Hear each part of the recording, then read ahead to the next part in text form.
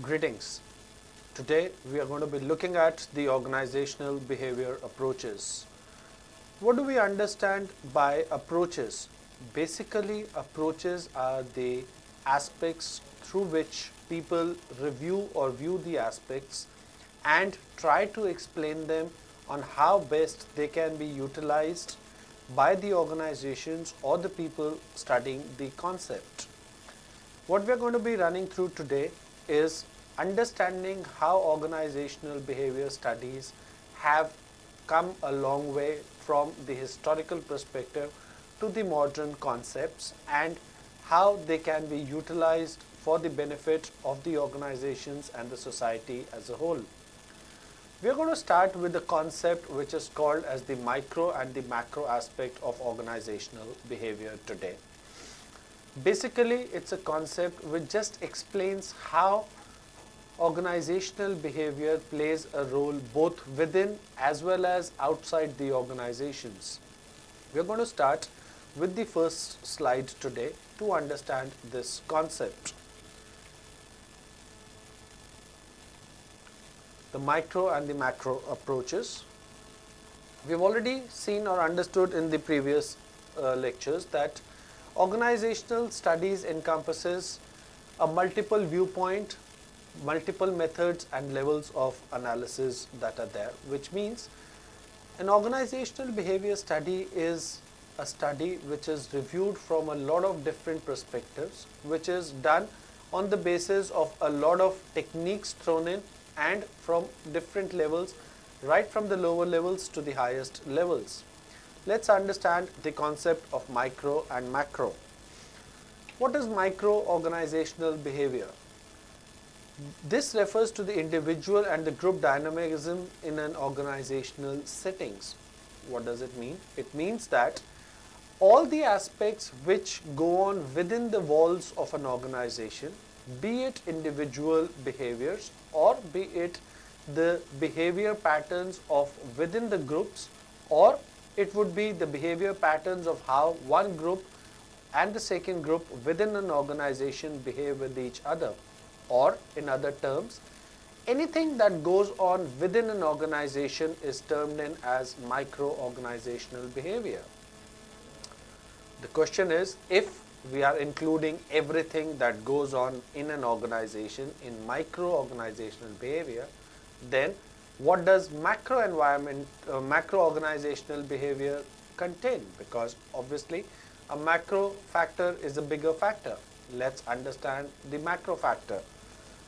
Macro factor is where a whole organization is reviewed, not internally but how they adapt and what are their strategies and what are the structures guiding them into the social environment that is surrounding them, which means in the macro organizational behavior, you're looking at an organization as a whole and how the organization interacts and behaves with the environment outside, which means what does the organization represent for the society, what does the organization do in a social structure, how does an organization behave in an environment surrounding it.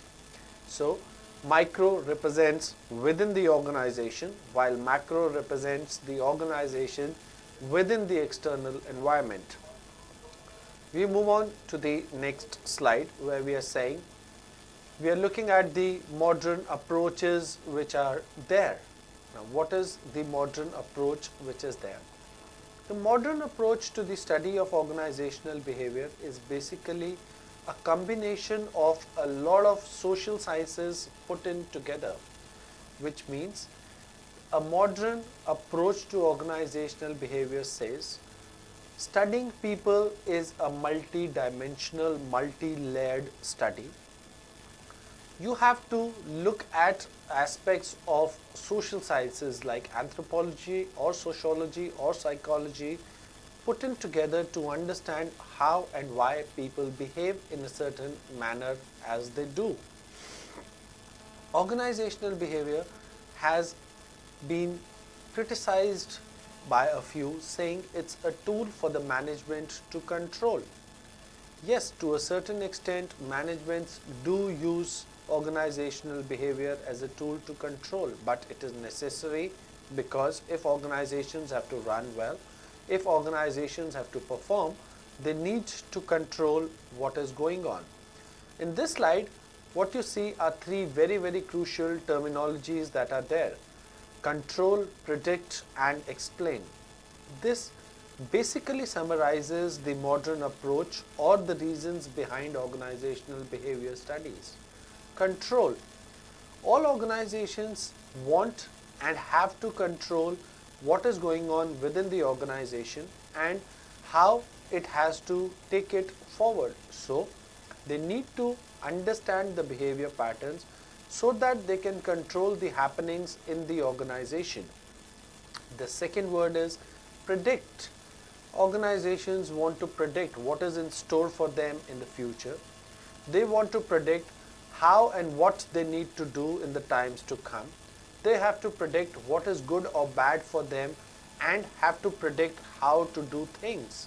So the second aspect or the second thing which organizational behavior comes out with as a solution is the ability to predict.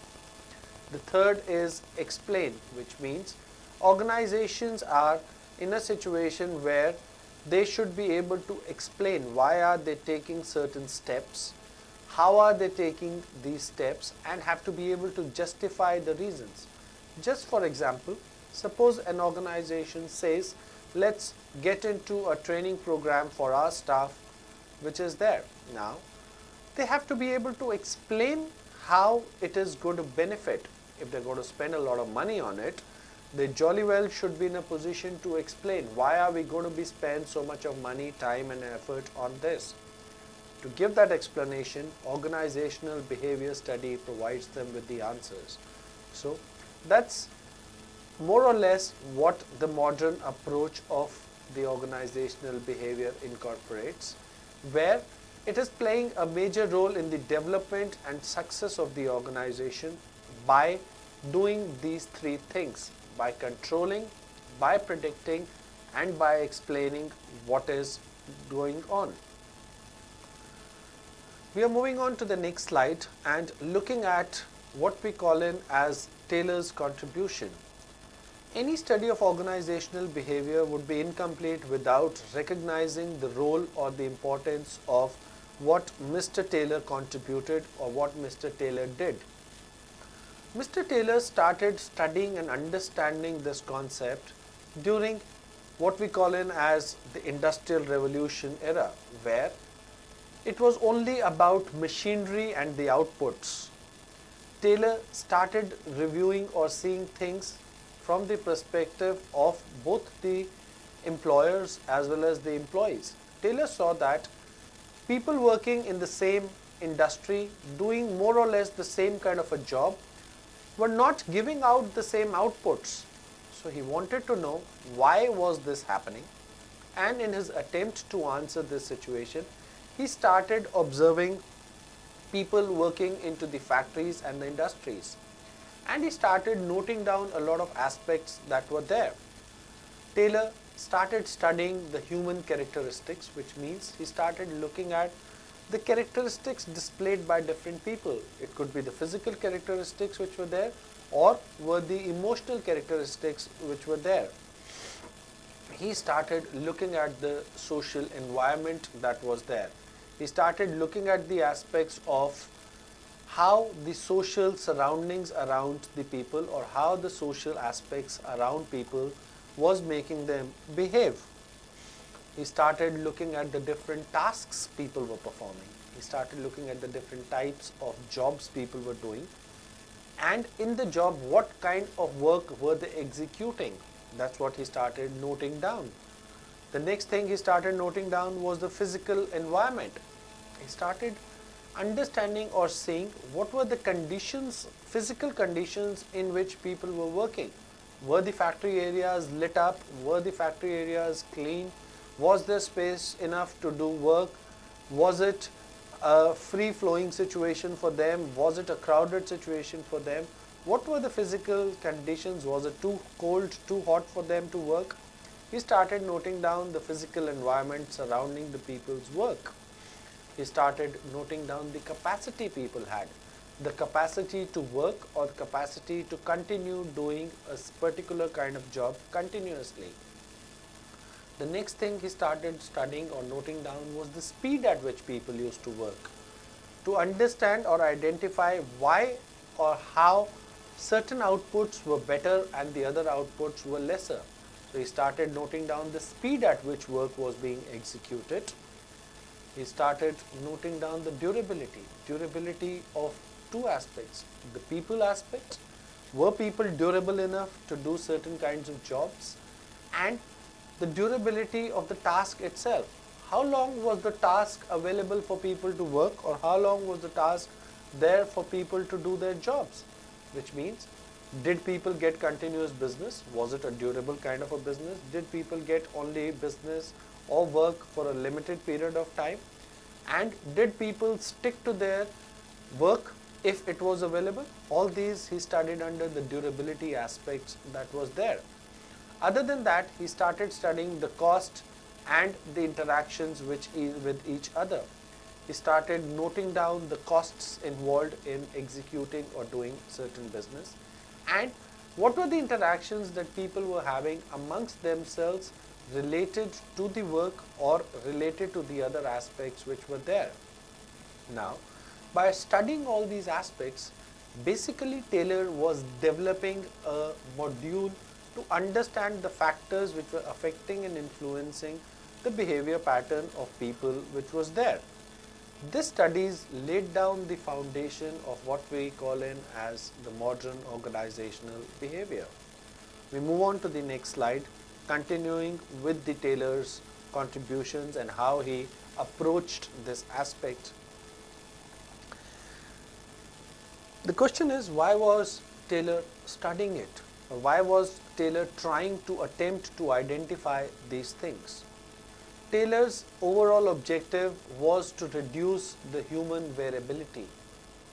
Taylor tried to come out with answers that why is it that people are giving different outputs? Why is there a variability in their outcomes of the job that they are executing?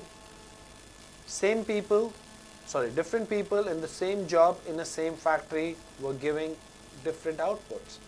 He wanted to figure out ways and means by which all of them could give a more standardized, a more stabilized outcomes or outputs which were there. The reason behind the study were two. One, factories could plan or execute their outputs. Number two, people working could benefit and gain out of it. So, Taylor worked out to achieve the goal of making work behaviors stable. As I said, he could identify and predict the maximum outputs that could be achieved by the factories. Now, to do this, after having studied all the parameters and having reviewed these, Taylor came up with the ideology or the proposal saying that money makes the people go, or money motivates people, and Taylor proposed or told the industrial organizations that if people are paid a higher amount, they tend to give you higher outputs, to be very simple. Yes, it is true, but it is only true to a certain aspect, and that is what was realized. So, though Taylor came in and did a fantastic job of coming up with the study, he was strongly criticized and even accused of telling managers to treat people like machines by putting in more rupees to them or more money to them and get the outputs, and not considering their mind aspects at all. But this study of his laid the foundation of the modern management, which includes the organizational behavior studies. He came up with the concept where people started realizing that you cannot treat people as machines, but you need to treat people as individuals who will have varied different behavior aspects and different outcomes that are there. So this is what brought about the foundation of the organizational behavior studies.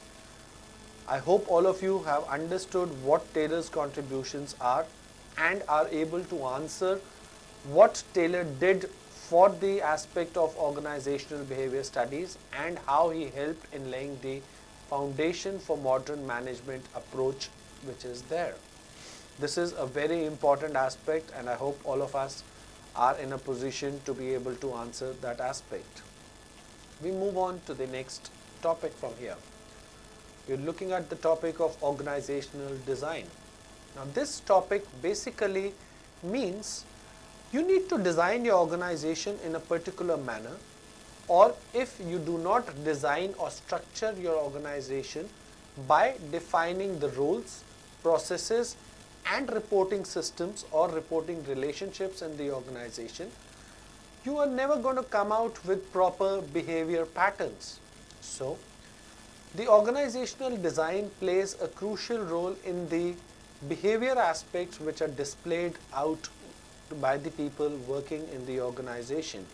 Now, how does organizational design work, or how does organizational design be handled?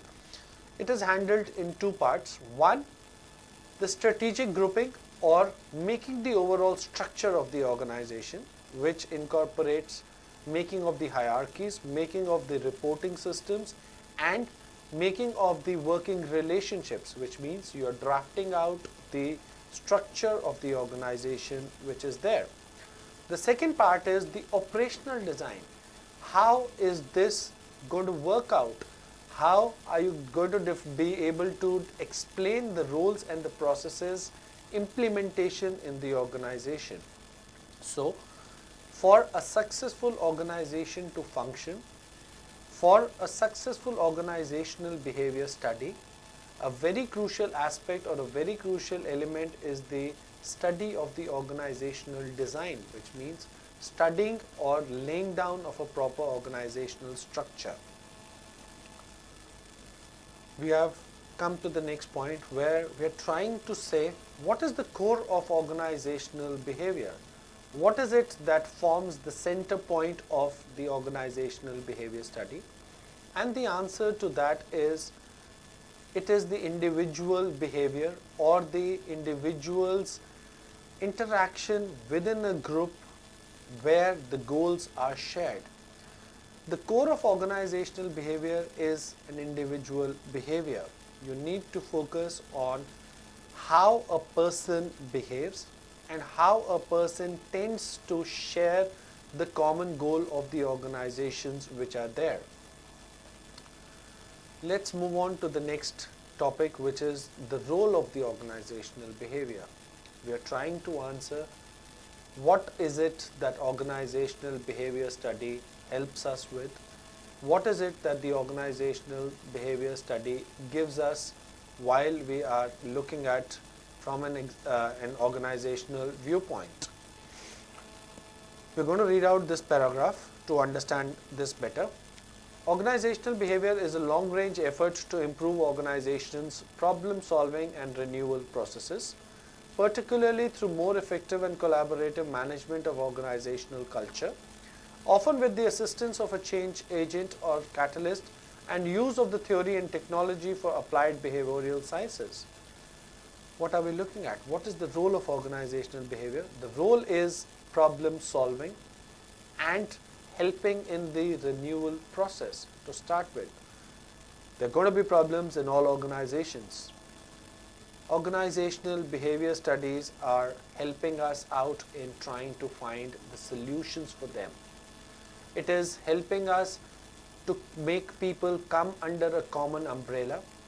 It is helping us to build the bridges which are there so that organizations can work smoothly. That's the first role it performs. The second, organizations are social structures and not just economic systems, which means organizational behavior studies help us in understanding that Organizations are social structures. What goes on in an organization actually affects and reflects what goes on in a society. So, the study and the behavior helps us in building social systems which are very important for the survival of a healthy society. Organizations are collections of interactive and interrelated human and non-human resources working towards common goals within the framework of a structured relationship, which means organizational behavior is helping us to form a framework of structured relationships. It is helping us to form structured relationships for achieving common goals, or in other words, helping us in becoming a more cooperative individual per se. Organizational behavior is concerned with all aspects of how organizations influence the behavior of individuals and how individuals influence the organizations. A very important aspect, which means it is a give and take relationship which is there. So the role of organizational behavior is a vice versa study where you are identifying how individuals help organizations, and on the other hand, how organizations help individuals to grow up with. It is an interdisciplinary field which is a combination of a lot of scientific aspects like anthropology, psychology, physiology, etc., which means it is a unique combination of trying to understand human development, human growth, and how a society can function properly and help the organization to develop. This defines the roles of the organizational behavior studies that are there. We are going to move on to the next, which is the approaches which are there, or in other words, we are looking at how there has been a transformation from in the thought process related to people in the organizations. Historically, the study of management and organizations took a very closed system view, which means the organizations used to have a very closed system views where the emphasis and the focus was only on one thing, that was maximizing the efficiency and the operations, irrespective of the human component. It meant people were treated like machines if they delivered, and how much they delivered was the only criteria which were looked at. But as times passed and as times continued, organizations started realizing that behavior of human beings within them have a very crucial role. And when they realized that behavior of human beings has a very crucial role in the operations and the success of organizations, they shifted from what was called as a closed system view to a more open system view which was there. Now the open system view basically inbuilt the aspect that human sentiments and attitudes, along with technological and social factors, which are factors affecting from outside, have to be taken into consideration while understanding the outputs of people, or while understanding why and how people are behaving. In the open system, what has changed or brought about the aspect is that people cannot be considered as machines. People will have varied sentiments. People will get affected and influenced by the environment and the circumstances surrounding them. This change has brought about in understanding how these factors can be considered and can be worked upon simultaneously. Today, this approach is adopted because organizations have realized that outcomes of an organization would depend on the behavior patterns of people, which in turn is a combination of their genetic as well as environmental aspects. So they need to work out on both the parameters if they want to be successful long-term organizations. So basically what we are looking at is that the approach in organizational behavior has changed from a closed system to an open system which is there. We are going to look at the other aspects which are affecting the approaches. In the new approach or the open system approach, what has been considered is that culture as well as attitude of people play a major role. Organizations have started realizing or considering this, that attitude basically is the fundamental aspect of human behavior. So they have started to study that aspect, and they have started to understand how different cultures have affected the behavior patterns of people and how to use them for your own benefits. With this, we come to the last and the most important slide of this session, which is the summary, which means we are going to look at the importance of organizational behavior and why it is studied and what is the role which is there. The study is a very crucial aspect in the modern management aspects. Any organization, for its long-term survival and long-term success, has to work and operate on the aspects of organizational behavior studies. Today, why is it more important is because most of the organizations have gone beyond their borders, which means they are running multiple cultural organizations with a common goal, with a common agenda guiding them, which makes it very difficult without the study of organizational behavior. Because if you're trying to put together people of different cultures, different attitudes at different platforms and still expecting them to perform, then there has to be a common thread guiding them. And the common thread comes out of the study of the organizational behavior. The next, employees are the most important assets organizations have today, and understanding their behavior patterns for achievements of goal is very crucial.